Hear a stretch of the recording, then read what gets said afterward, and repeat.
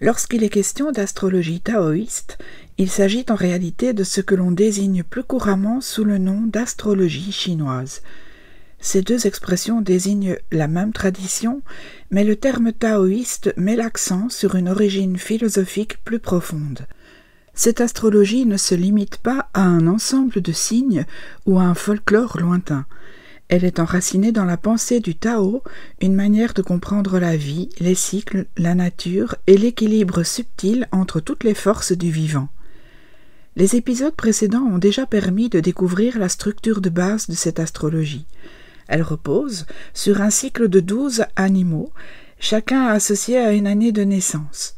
Le rat, le bœuf, le tigre, le lapin, le dragon, le serpent, le cheval, la chèvre, le singe, le coq, le chien et le cochon forment un cercle de 12 ans au sein duquel chaque signe exprime un tempérament particulier, une dynamique, une manière d'interagir avec le monde.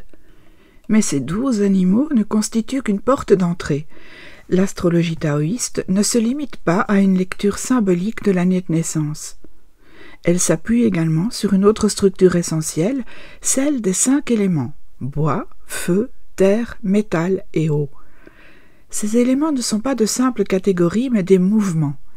Chacun est lié à une saison, une direction, une émotion, une couleur, un organe du corps et une énergie de transformation. Par exemple, le bois représente le printemps, la croissance, le mouvement vers l'extérieur. Le feu incarne l'été, la chaleur, l'enthousiasme.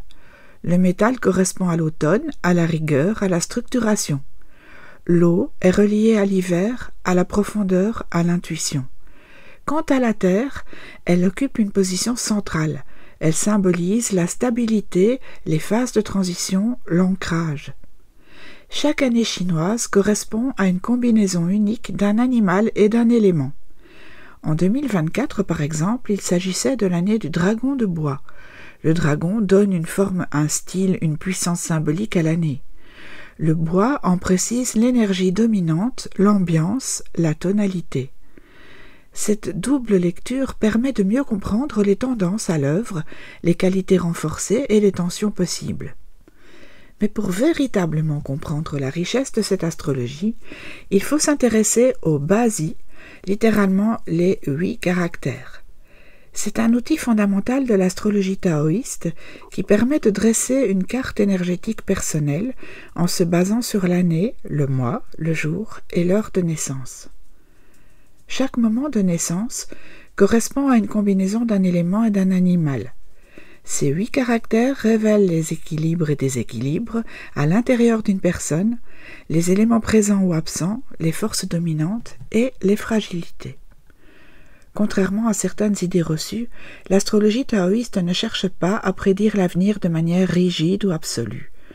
Elle propose plutôt une lecture subtile des tendances, un éclairage sur les rythmes personnels, une compréhension des cycles intérieurs. Le but n'est pas de figer une destinée, mais d'offrir des clés pour mieux se connaître et mieux évoluer.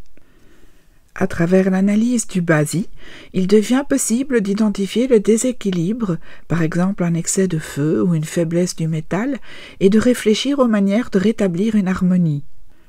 Aujourd'hui, cette astrologie continue d'être très utilisée, notamment en Chine, à Taïwan, à Hong Kong, au Japon, en Corée et dans bien d'autres pays asiatiques. Mais elle connaît aussi un regain d'intérêt dans les pays occidentaux.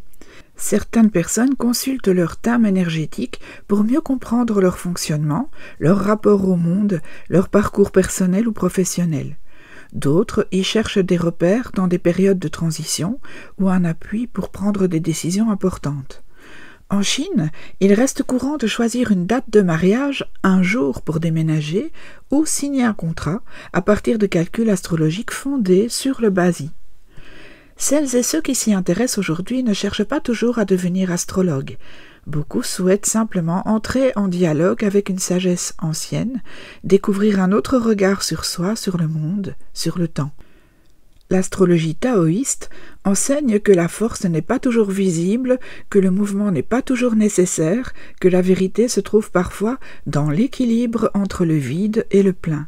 C'est une astrologie qui apprend à regarder autrement, avec nuance, humilité et sensibilité. À bientôt pour un prochain épisode.